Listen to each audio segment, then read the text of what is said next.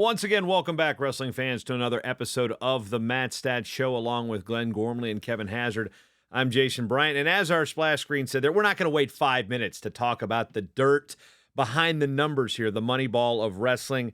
Today we're going to be talking about the three-point takedown. Dun, dun, dun. If I'd have thought about that more, I would have cued some more dramatic music. But before we talk about dramatic three-point takedowns and the increase in scoring, we have an increase in age on our show today. As Kevin Hazard, this is now apparently your 57th consecutive 18th birthday. Congratulations, sir. Thank you, sir. Happy Thank birthday, Kevin. Yep, saw that on your book of faces this morning, and it was like, I'm not 75, I'm 18 with 57 years experience. That's kind of the way that's my first thought every morning. I'm 18, or sometimes I use 28. It's my 47th anniversary. 28's a good age. I think 29, is where I always cite that I became an adult, because those of you that knew me in my 20s are like, are you ever going to graduate? Yeah, that was a bit of a struggle, hey, getting out. But, I kind of circle the date as like the BCAD of the life and the maturity of yours truly is, okay, met the future wife. Okay, growing up. So 29 is kind of like my baseline of adulthood. So that's kind of like, okay, anyway. Enough about Bryant instead of the life of the life of Bryant. Although I'm now adopting pretty much full time the Kevin Hazard hairline. So why fight it? I'm extremely vain about the thinning here, and I wasn't going to do it gracefully. I said nope. There was a Father's Day deal on one of those whatever the influencers are selling with the multi-headed shaver. So I got a pretty good deal on that. It's like, I give it a shot. It's been about a month. Last show, I'm pretty sure I had it on here, but yeah, the money ball thing, we're not going to be counting the hairs on my head much longer. So I just said, Kevin Hazard is the champion of this stuff. I might as well do this. So, but Brian, your son's got plenty of hair, so we're going to do some DNA testing. We're going to do some DNA testing there later.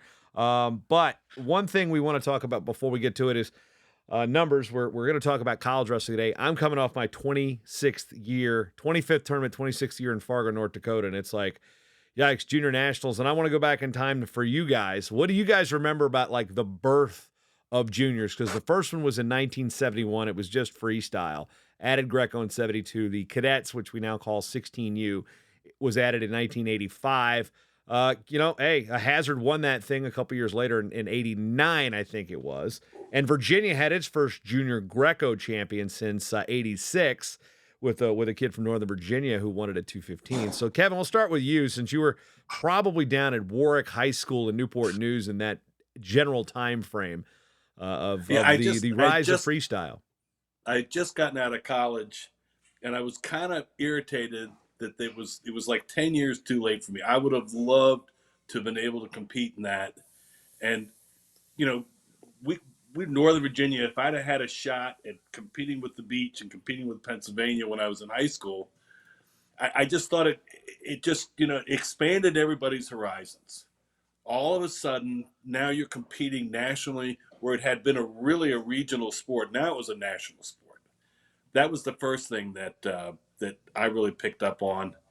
And then, being able to go out there and take a team out there was just great. Glenn, what about you? What do you remember when the USWF launched the junior nationals back in the early 70s?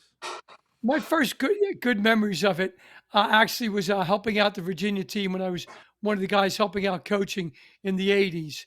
That was my first big-time memories of it. But I agree with Kevin. It became a national sport. It was really fun. Yeah, this year it was super national because, for the last, 20 years, Puerto Rico has sent athletes. Well, of course, Franklin Gomez, who was an NCAA champion at Michigan State. When he was at the age group levels, he was representing Puerto Rico, going to high school at Brandon High School in Florida. And so they've had some medals out there. Pedro Soto was another guy that was in some of those monster weight classes with like Frischkorn, Surtstis, and Schlater, that era. But then this year, we were represented by all 50 states for the first time, and also the territory of Guam. And and Mississippi was represented for the first time. So Arkansas had brought a team officially in 2009, and I had actually gone back and did a video recap of talking about the amount of girls that Arkansas brought 32 girls. And then they go back and look at the 16, 17, 18, 19 kids they brought in 2009, talk to Pat Smith about it. And then I start tracking. It's like, all right, let's track the Mississippi kid. Let's track the Guam kid. And of course, the Department of Defense Dependents, DODDS, I believe is what they're titled, have come out for a number of years. We've had Jake Clark brought Team Okinawa when he was in the Marine Corps, and then that became Armed Forces. We've had a judo guy named John Jane, was living in London, was an American, and he wrestled in there, I want to say probably 10, 12 years ago, actually wrestled Division III for a bit at the University of Chicago. And then the Guam kid, so we start tracking this dad. His dad's U.S. military, and then come to find out the kid that wrestled for Mississippi, his dad owned a house in Mississippi, and to get Mississippi's freestyle and Greco program off the ground, this kid who wrestles in Florida, they're like, okay, I'll get a release from Florida. I'll be Team Mississippi. There was another kid that was supposed to go, but a family issue came up, so it was just a team of one from Mississippi and a team of one from Guam. As I flesh out this story, I'm like, how am I going to connect these two? Okay, there's nothing Guam and Mississippi have in common until the Mississippi kid wrestles in the juniors, and then the 16U starts in the second session for freestyle. So I go down, I get the text alert from Flow Arena, and I see the Guam kid warming up. But who do I see in his corner? The Mississippi coaches. And I'm like, wait a minute, what's going on here? Come to find out, the Guam kid, his parents are being transferred to stateside, Panama City, where the Mississippi kid, Bryant Siegel, go figure, weird name for a kid that's representing Mississippi. Of course, this is going to, Rocky Top's going to love this one. But so we got the Florida kid representing Mississippi and the Guam kid. They're going to be high school teammates next year, guys, at a school in Panama City. So how was I going to connect these two stories? I didn't need to connect them. They connected themselves. Guam and Mississippi, forever connected by the sport of wrestling. One of the more interesting things and statistical things that jump out there. Of course, Vermont had some kids from Texas actually represent them. That was to kickstart their program. A lot of the Vermont kids that have wrestled in Fargo over the years have either represented Massachusetts, they've represented Connecticut, they've represented New York. So Vermont going to get their state association up and running on the freestyle side too. Had a couple kids from Texas represent their state. So we're waiting for the actual Vermonters to come out there and represent Vermont for the future. And next year we hope that's going to happen. So interesting backstory there. But yeah, so that was kind of the a Cliff Notes version of my 25th trip to Fargo, 26th actually, because during the COVID year, my nephew got married, lives in Fargo. So I was there. The tournament was not. So I don't know how do you do that streak? 25 tournaments, 26 years. I don't know. Anyway, I was in Fargo 26 years. Yeah. But it's 25 tournaments. I'm a semantical being, gentlemen. So, but speaking of semantics are also numbers. So Glenn, why don't we fire up the old statistical vacuum of, I don't know, is statistical vacuum a thing? I don't know. I'm just coming up with words to say. Today, episode 34, the 3-point takedown. Cue dramatic music. What do we got? Okay. Obviously, this show, as Jason just introduced, is about the more things change, the more they stay the same. Okay. This is a huge change in wrestling. In me and Kevin's lifetime, this is the biggest rule change that we've seen in NCAA wrestling. So being a MatStats show, we said, we got to dive into this and see what's going on. Okay. So just like we do on every show, we tell people, I feel like a number, we're statistical people here. It's a statistical show. Okay. The old Danny's Glass, 8675309. Danny's Glass has replaced Tommy Two-Tone, at least for those, the three of us that have spent time in Virginia. So yes. Again, we got to reach out to them for some type of, hey, we mention you guys on every show. Every show we mention Danny's Glass. Okay. And just so, the opinions expressed in this show do not necessarily reflect any policies or opinions of the NWCA or Danny's Glass, for that matter. Okay. So, and also at times, Gormley, Bryant, and Hazard might not even agree with each other on a lot of things that we're saying. Okay. MatStats is based on numbers and statistics, analyzing them. It starts with facts, not opinions. Okay. So everything has to be numerically qualified. Okay. The first slide we always see on every show here is an update on how many 4-year collegiate programs we have now, men and women combined. We're up to 506 right now. That's all. When you look at the PowerPoints, you can break it all down. I'm not going to read it to everybody, but it's just great news that every month we see at least one more school. And we're just trying to keep on growing this. Okay. And this is This is something the that part of the happens. show where we disagree because Glenn always throws his Rocky Top stuff out here. And granted, yeah, my stepbrother's uncle played football there and wrestled there, but geez, give it a rest. This is not an opinion show, Jason. It's a stat show. And the stats show that the national champion is clad in big orange. Okay. We'll skip through that quickly. Okay. The next thing is happy birthday to Kevin, which we already said. Okay. He's still 75. It bears repeating because he's enjoying retirement. And through the past several years of these shows, we've also noticed that the various backdrops. And now he's chilling in Delaware, which also had its first women's freestyle All-American out in Fargo in state history. He's in Delaware now. Delaware.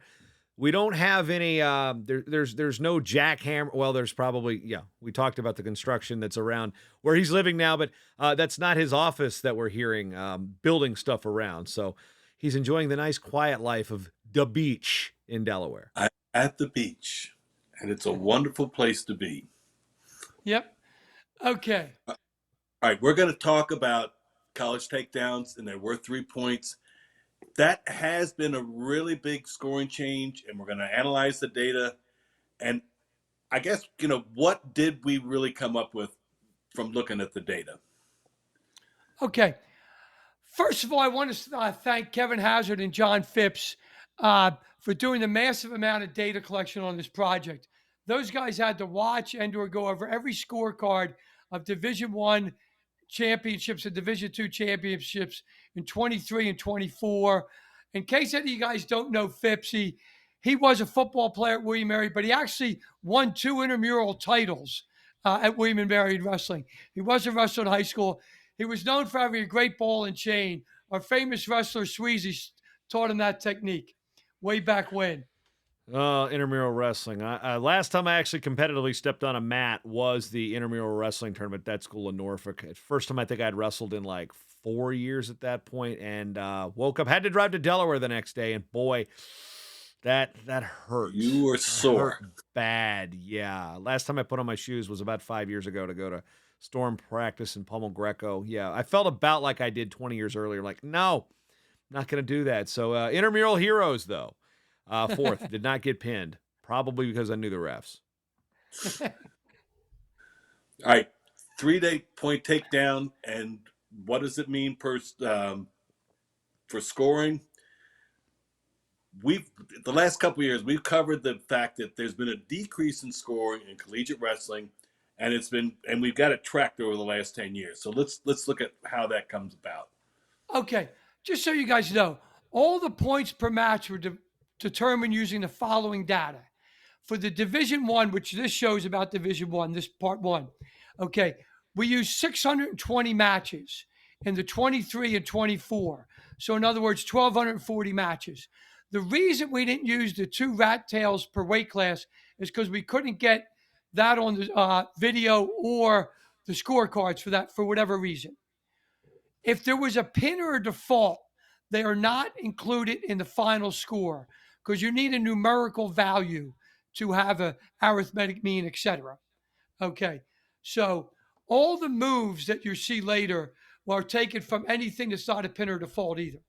Okay, from 23 to 24. Okay, when I say that, I'm meaning men's NCAA Division I championships. The total scoring went up almost 24%, about 9.25 to 11.5 points per match. Okay. Okay, so 24% increase in scoring, and that, like you just said, in that tournament, where did that scoring come from? Okay, thank you for asking that question, Kevin. Here we have on the screen, or if you can't see it at home, I'll try to go over this as best as I can for you. And once This is again, as a reminder, we will have the slideshow in the show notes too. If you're listening in the car, not driving, you can click it and follow along with the PDF of our slideshow for those of you that are doing the audio thing here on NWCA Online or MatTalkOnline.com. That's just our PSA about how to get all this merci beaucoup of statistics from the Sultan of Stat here. okay. So this slide here has the total points NCAA tournament 23 and 24. Okay. You can see there that takedowns went up per match 4.36 points to 6.76 points. That's an increase of 2.4 points per match coming from takedowns, or a 55% increase. As Kevin and I said earlier, the total points only go up 23.8 or 24%. That is 2.2 points per match. Well, what happens? Not everything goes up. You can see the riding time went down, the near fall time went down, the reverse went down. We'll get into the riding time points a little bit and a little deeper too about that. Okay. Now, if you go to the next slide, in 23, 47% of all points in the men's in the tournament came via takedowns. Now it's up to 59%. That is a 25% increase, guys. I know what some people are saying 59 minus 47 is only 12, but it's a 25% increase. In other words, if you go from 25% to 50, it's a 100% increase. Okay. So, guys, that is a huge difference. Okay. All the other categories, reverse, escapes, near fall, stall, ridings, all went down as a percentage of the overall points. Okay. All right. So scoring went up 24%. But did that necessarily mean that the number of takedowns increased a lot? All right, Kevin. The next screen here, once again, like Jason mentioned, you can follow it. The total amount of takedowns in 23 was 2.18. In 24, it was 2.25. It's only a 3% increase in takedowns. And of the scoring moves, we don't count stalling and riding as a stalling move because it's not a move that you do. It's, through time. Obviously, riding time is a minimum of 60 seconds. The scoring moves only went up 0.8%.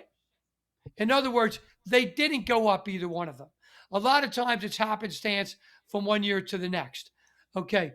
So what we know from this, guys, is you're not seeing any more takedowns or any more really scoring moves. Okay. Now, we're doing a little hypothetical here. And I will say, and I even have it in the print here, when lawyers and media use examples of that to prove a point, stats guys can go nuts. Okay. So I'm going to explain this as best as I can. If a takedown were still worth 2 points in 24, okay, the total points in 23, we already know, were 9.24 points per match. In 24, they would have been 9.19 points. And I'll explain later why the riding time points are going down. Okay. Now, when I was in the William and Mary Suite, which I go to every year, okay, because I have a long history and a couple of degrees from that institution, or as I should call it, that school in Williamsburg, Virginia. Okay. It was very common to hear in that suite and other places that there was so much more action in 24. Well, then Kevin, Jason, and I and Fipsy did some research on that. Okay. In a random 15 matches, you saw one more takedown. In a random 24 matches, you saw one more scoring move. Okay. There's a great chance if you think you saw more action, your mind is playing games with you, or you were spending a lot of time at the bar. Hey, Kansas City was good for that. I mean, there was a lot of access to the suds there in the libation. So it could be one of two things, Glenn. It could be the malted hops effect, or it could be just our placebo effect, in effect. Yeah. Yes, I like that. I do like the malted hops reference, though. That's because anyway. Kevin lives close to a good one. Anyway, we'll get away from the beer discussion. I've been we can there do wrestling a couple of times. crossover to breweries here great soon. Place to go drink a beer. Dogfish Head's great. Now, with that said, is there any correlation between weight classes and increase in scoring? So, Okay, Kevin. Was it different across all the different weight classes? Okay, basically the scoring went up in every weight class. There is a very moderate correlation between the weight class and the scoring increasing. In other words, as you get to a heavier weight, it's more likely that scoring increased. Okay, for the winner's points. Okay, then we go down to the loser's points. It's a little bit more correlated. Okay, and the total points. Okay, but the scoring went up. Okay, overall total points, it went up in every weight class except for 125. All right. Now, the margin of victory went up in every weight class, but there's no correlation whatsoever between margin of victory and weight class.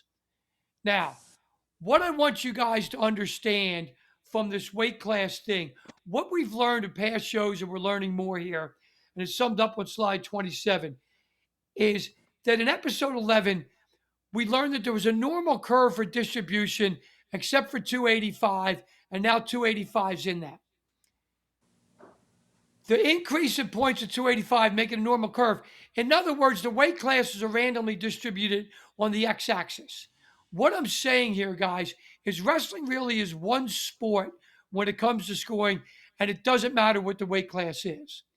And in case anyone was wondering, there was more points per match in 2024 at 285 than 125. Okay. If you would have made... Yes. Yep. Heavyweight shout out. Yep.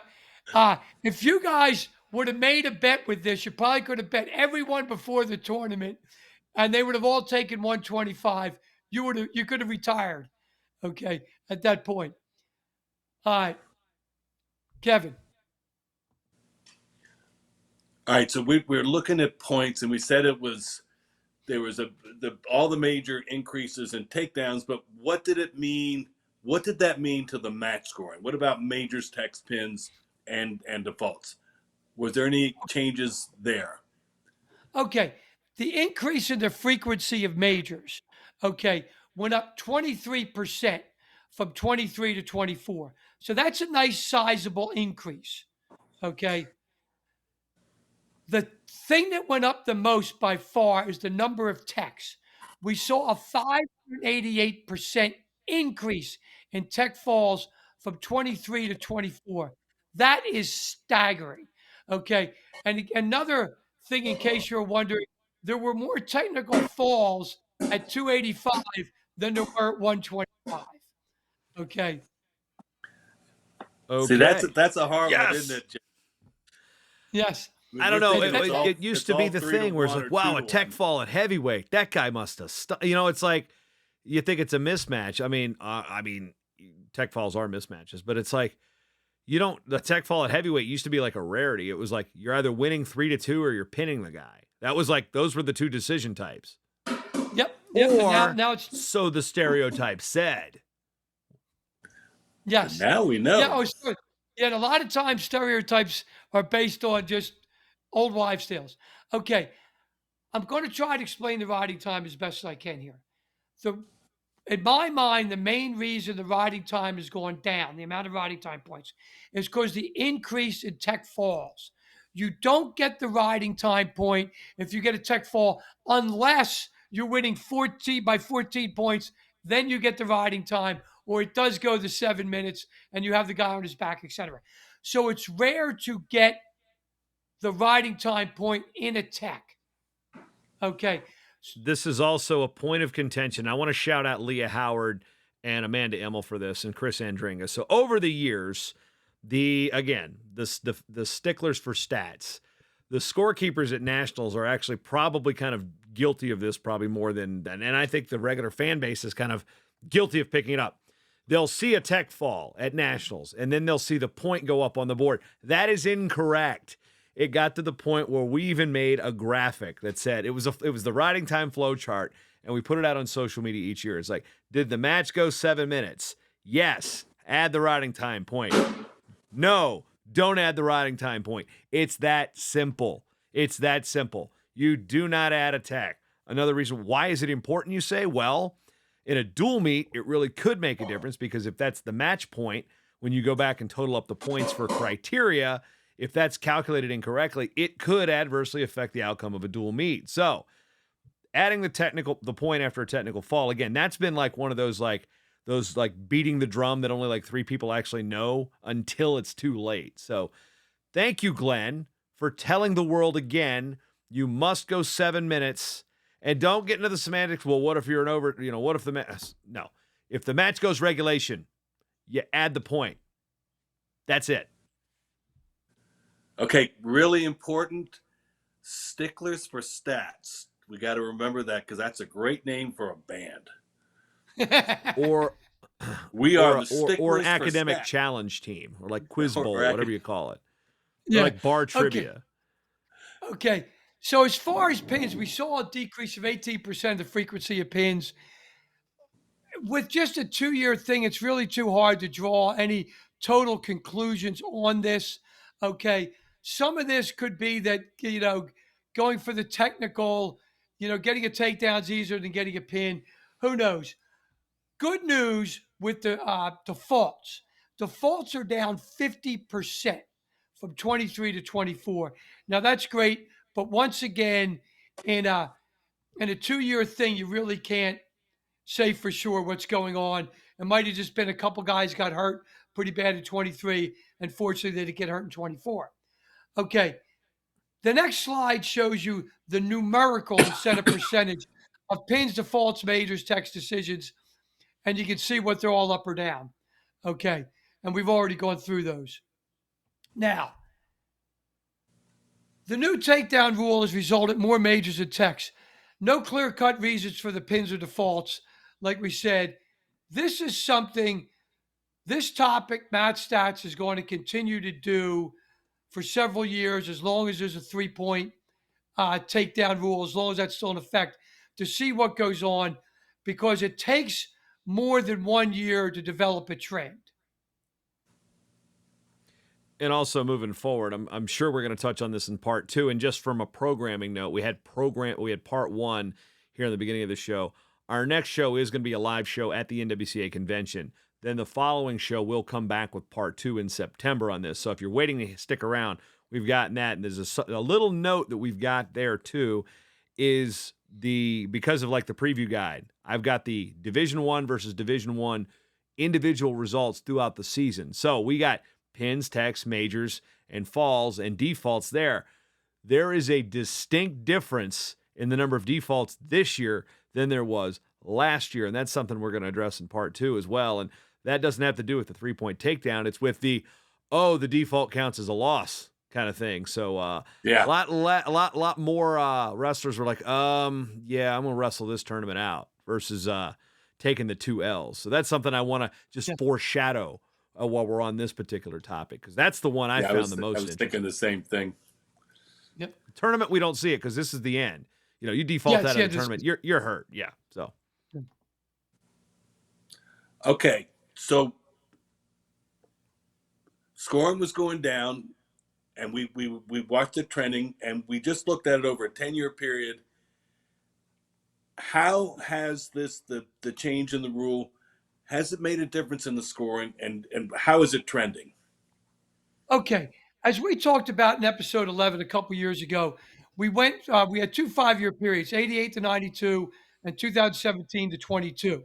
Okay, the scoring we saw, and you can see it here on the slide, has gone down from like slightly over 11 points in 17, 18, and 19 to 9.24 in 23. Okay, who knows once again if 23 just happened to be an anomaly, but when you have that many matches, it's probably not. So we saw less and less scoring. Okay, and then all of a sudden we saw it jump up. Okay, in 24 because of the new rule. You can see it's now at 11.44. Okay. Now with this, You can see on slide 38. The margin of victory has jumped from 4.22 to 5.73. Okay. In other words, when you increase the scoring of the move that used to be half the points, now slightly over half the points, the winner usually gets more takedowns than the loser, right? Okay. That's why you win the match. So what we're seeing there is a higher scoring match with no more scoring moves, but a bigger margin of victory. Okay. The next slide we see where we might see some anomalies from 2023, where we show the amount of technicals, majors, etc., in the four different time frames that we have. Okay. Now, Kevin. All right. So now we've looked at it through the whole tournament. Were there any real differences if you looked at it on a round by round basis of the Okay. tournament? We broke, when I say we, Kevin and Fipsy broke all this down. I just analyzed it. Okay. They did it by rounds. The scoring increase between the championships and the consolations are almost identical. So it really didn't matter whether it was a championship round bracket or consolation bracket, with the amount of points per match. 23 and 24 are the increase. They're almost identical. Now, I do, but looking at that, I do find it interesting, and I would think it wouldn't be so that there was a bigger percentage change in the finals than there was in all the other rounds. okay, We're that's at very interesting. 46%. That's very interesting to say that. Part of the reason for the opportunity for this is because there's only 10 final bouts each year. Okay? There's 16 first round bouts in every weight class. So that means there's 160 of those. So there's 16 times the amount of stuff. So if there's just one weird thing that happens that could really change the scoring in that, and just a 10 man, a 10 fish pool. Okay. So you really don't know from that if the percentage of change from round to round is any different or anything, because you really can't take too much credence to the finals because there's only 10 matches. Now, when you go to the margin of victory, the same thing happens where the finals has a huge margin of victory. The one that doesn't is the semifinals. Okay, so it's slide 42. So what happens there is you can see the 35% increase in margin of victory. The margin of victory goes from 4.22 to 5.73. That's about a point and a half per match. That's a big difference in the margin of victory. Now, the increase in scoring could really make a lot of fans happy. But will the more lopsided match cause fans to lose interest? The one great thing about the world's oldest and greatest sport is when we're listening to Jason and Bryant Hazard announce at the tournament, if I'm bored by the one match, I have 7 other ones to look at. Okay, that's great. However, in the dual meet, you only got one to look at. And let's face it, if you're watching a college, NFL, football, basketball, whatever game on TV, okay, and it's a blowout, you're probably hitting the channel guide to find another game. Okay. And I will say this too, from just a presentation standpoint. So people ask me what events do I like doing better, and I say the tournaments because it's a circus. There's chaos. A dual meet, you can get real intense, and it can be a great draw for the fans. But it's also, it's as you said here, live by the sword, die by the sword, or double-edged sword. Great opportunity to bring people in for a 90-minute, 2-hour sporting event to get them hooked on the sport. It's also a great opportunity to run them out the door because nothing happened. So, and as somebody that's job is to announce, you can only drum up 1 point escape so many times. So obviously more scoring is great. Optically, it looks good, but a boring match is still a boring match, no matter if it's 3-1 or 2-1 or 3-2 with the riding time or 4-2 with the riding time. You can't really legislate actual action. You're at least putting a higher number on the same action is what we're learning here. But yeah, if it's a dual meet and you got one mat to cover, you're just you might go find to get some popcorn or something. Yeah, especially if there's upon further review at a dual meet. Well, that's always the time you go. You always go to the concession stand of the bathroom and there's a review. Yeah. It's one mat. That's Yeah. bye. Anyway. Okay.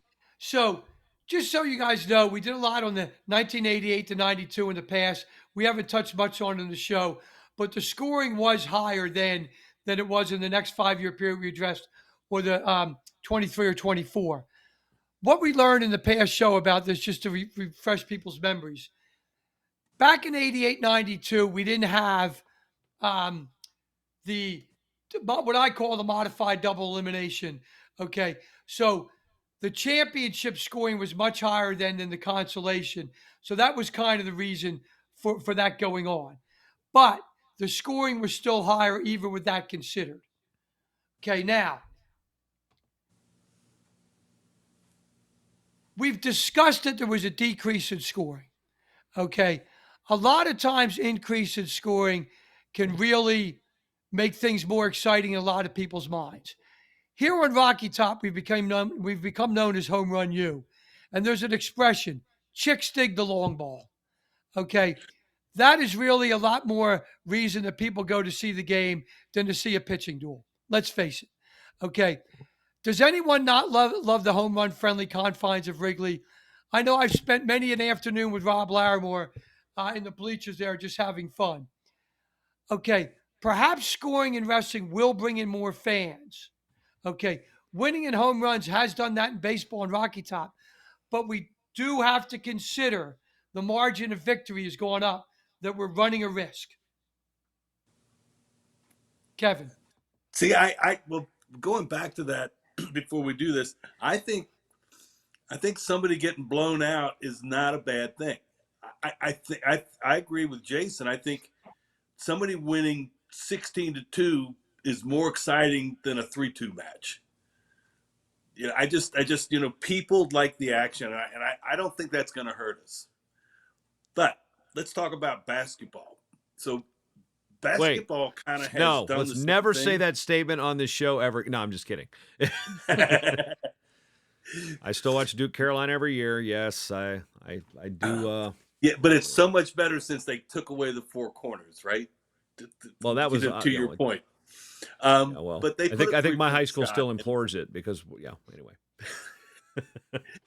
And they put a 3-point shot in, and they put a shot clock in, and how much? So it's kind of a similar situation to what we've done in wrestling, but they've got more data because it happened longer ago. How has that changed the scoring in college basketball? I thank you for asking that question, Kevin. The reason we chose basketball, besides the obvious 2 to 3 point takedown and 2 and 3 point shots of basketball, was it something that's been around a while? And if Jason might not remember the days before there was a 3-point shot in college. I'm not sure. College, I do. I do know that the NBA added it in 1979, the year I was born, and Chris Ford hit the first 3-point shot in NBA history. However, I also know the ABA implemented this thing in the late 60s. So it's been around. It was around, and then men's college basketball. I don't know when the women adopted it, but I know the men's college basketball. I think we were still in the mid 80s when we didn't have a 3-point shot, because I think I recall Danny Manning playing in college without a 3-point line, and I'm like, wait, what? Because you can see the old footage from Jordan and Ewing and those, actually it was like the Villanova Georgetown year. I don't think there was a 3-point line in that, or the David Thompson heave from half court, or the Valvano run like crazy. There's no 3-point line. That was like 82. So I definitely know into the mid 80s there was no 3-point line in men's college basketball. Well, what happened in college basketball is following the 81-82 season, different conferences had different 3-point lines. It wasn't standardized until 86. So Jason is correct. Some of those things he said, like when Jordan played in the finals, there was no 3-point line, okay, because it wasn't in a conference game. Okay. Then in 85, we had a 45-second clock that's now whittled down to a 30-second clock.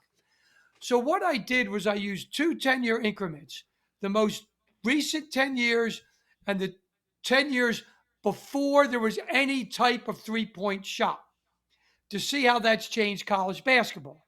Now, I'm sure most people feel with the three-point shot and the shot clock, scoring has gone up through the roof, right? Now, just so everybody knows, this is points per team, not points in the game. Okay. The scoring has gone from 73 and a half to a little under 72 now. In other words, scoring has gone down. Very minimal, but it has gone down now that we've implemented a three-point line and a shot clock. Now, since we used scoring moves in wrestling, I used the field goals plus free throws, and they've gone down significantly, about 10%, because, of course, if scoring is about the same and you do have a three-point line, you're going to need less shots to get to that number. Okay. Now, ironically, in basketball, the percentage of free throws of the total scoring hasn't changed one bit. What's happened is the scoring has remained the same, points per game, but the game has changed drastically to a game now where even the big men are shooting three-point shots. Okay. And of course, with no four-corner Dean Smith games, okay, you have to play a faster paced game. Okay. They still play defense in college basketball as well. Yeah.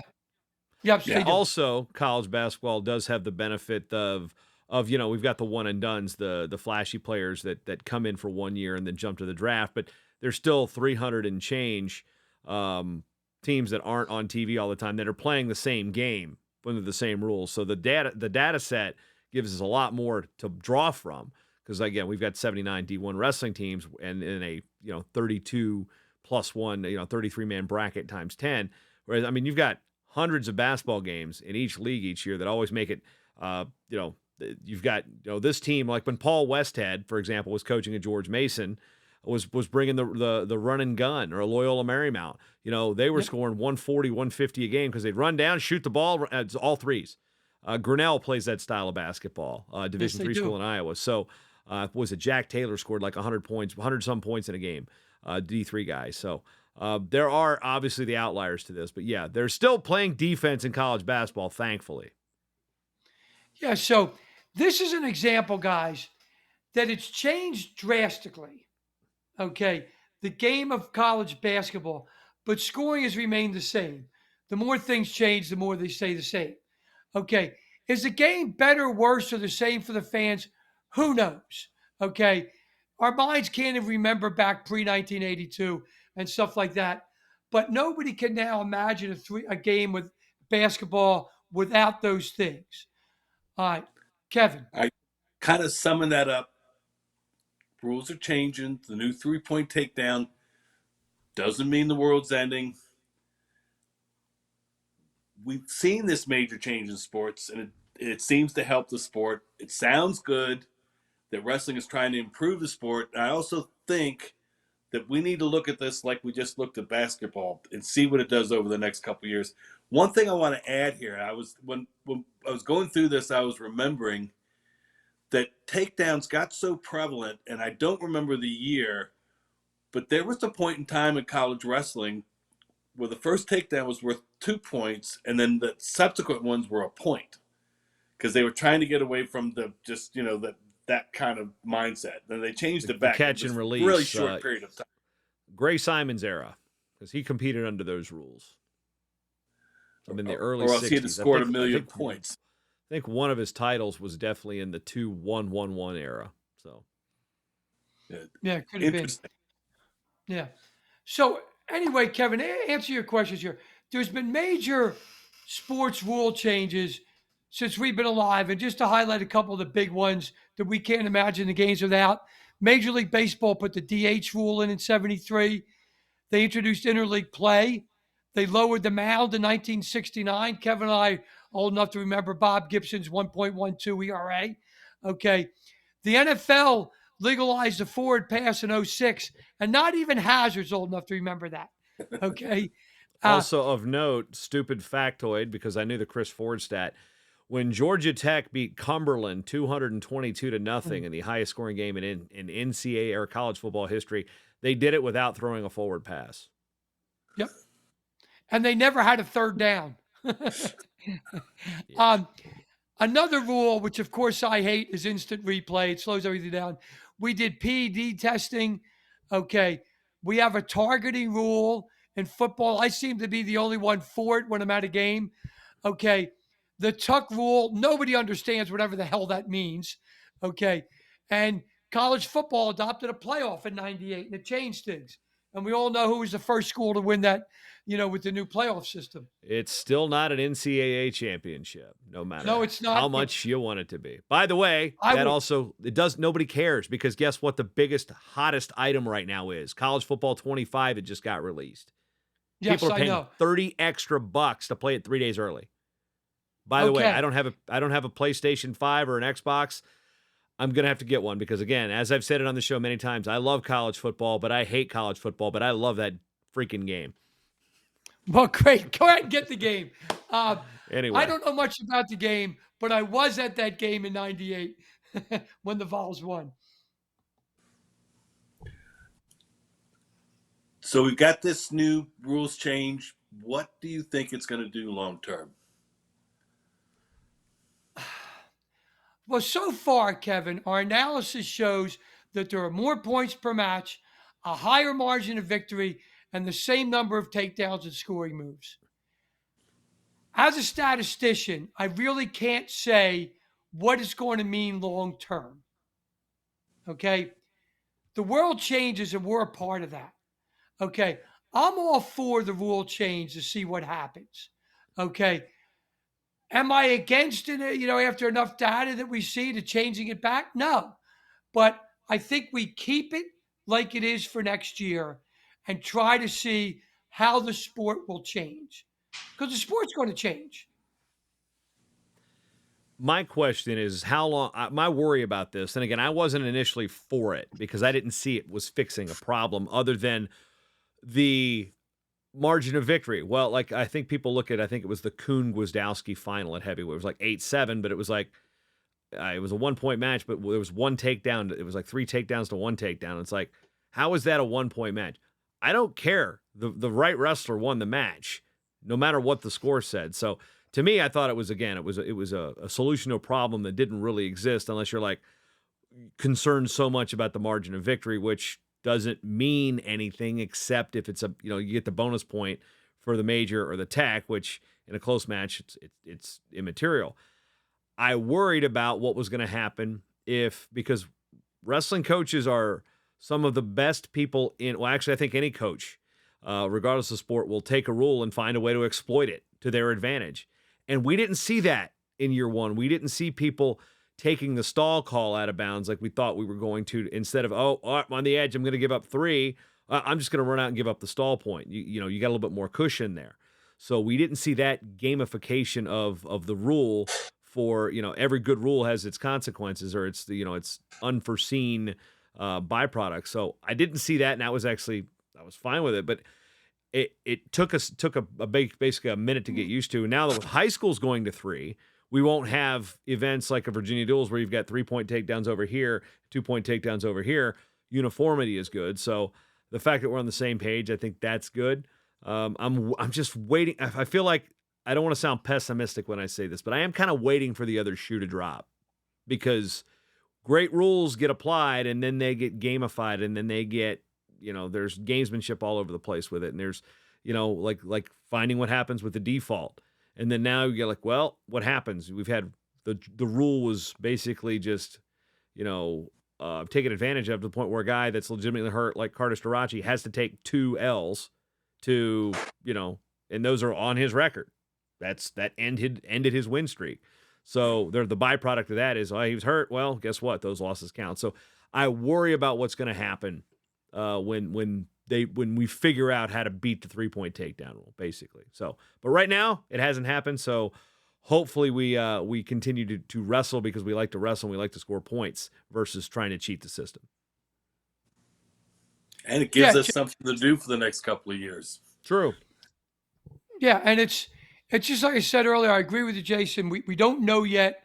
Did I have reservations about it when it happened? Yeah.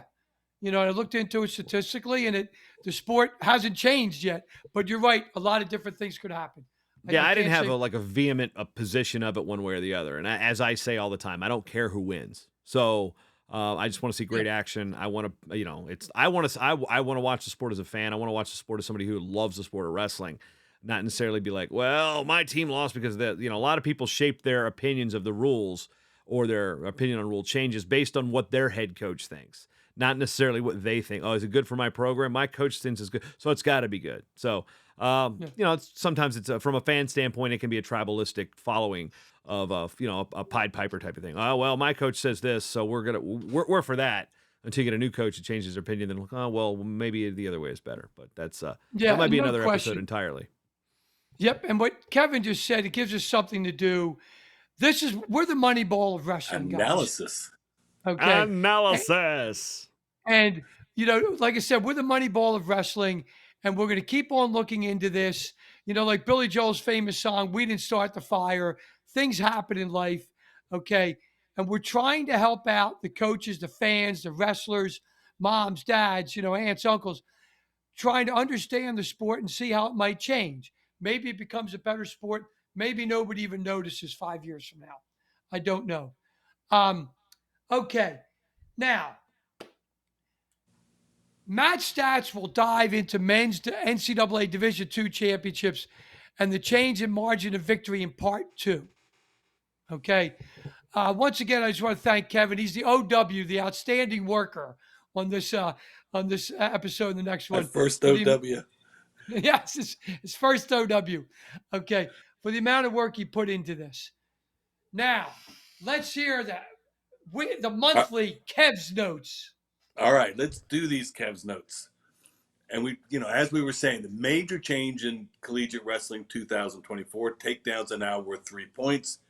And we looked at how this affected scoring. First, increase in points of almost 24%.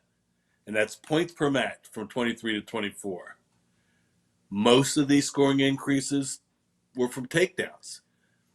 55% of takedown points per match, and now should have been 47. And now takedowns are 59% of scoring.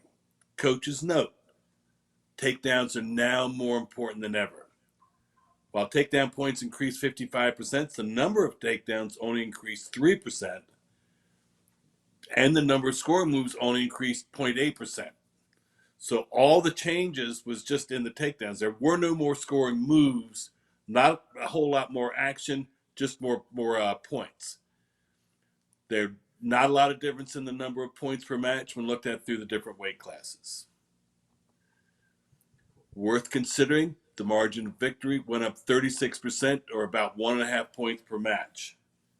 Interestingly, 285, Jason and I were happy about that, averaged more points per match than 125 at the 224 men's championships. The question is that an anomaly, or is it good for the sport? Number 8, major decisions increased 23%. Tech falls almost 600%. So the biggest difference was really in tech falls. One of the really nice things, the rule change reversed the decrease in points per match we didn't witness in the last 10 years. Like we looked at, steadily going down, boom, all of a sudden it bumps up 2 points.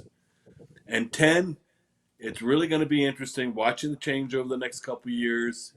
And we'll see if the sport changes, much like the NCAA men's basketball has, but the number of scoring moves remain the same. We'll see how that goes.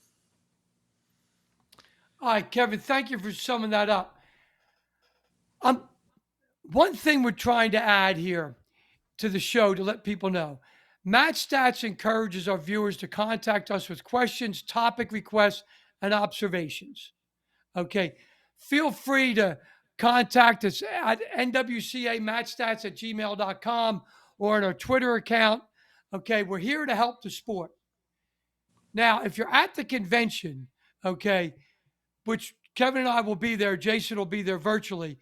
Kevin and I will be at booth 29, vendor booth 29. Feel free to come by and ask us any questions you have. Okay.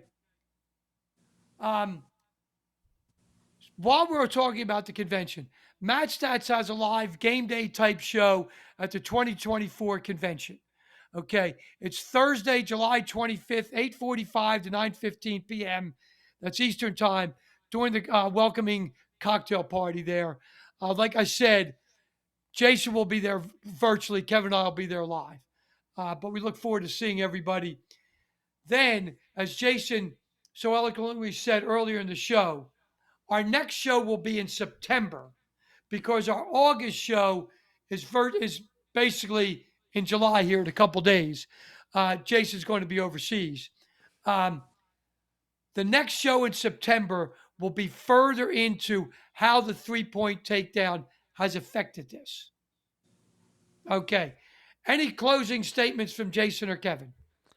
Well, my camera's frozen here, so you might hear me, but you just can't see me. I'm looking in deep thought here on the screen. So this is Yes, you again are. the fun technology. I'm just sitting there staring at our beautiful, wonderfully done presentation here. But no, that's all I got. Maybe one of these days we got that. We can also look at other things like digging into numbers from Fargo because granted that's in July, something we can look at in future episodes, as well as medal counts from the Olympiad as they come off. Sure. So those are some other things we're going to look at in the future. So that's all I've got for you guys. So I'm frozen here on screen. So Glenn, Kevin, you guys can wrap it up as you see fit. One thing for me, I really look forward. Come see Jason and I, or Glenn and I, at the convention. Look forward to meeting a lot of you. Okay, guys, and on behalf of my co-hosts Jason Bryant, Kevin Hazard, I'm Glenn Gormley of MatStats, the Moneyball of Wrestling. See you next month.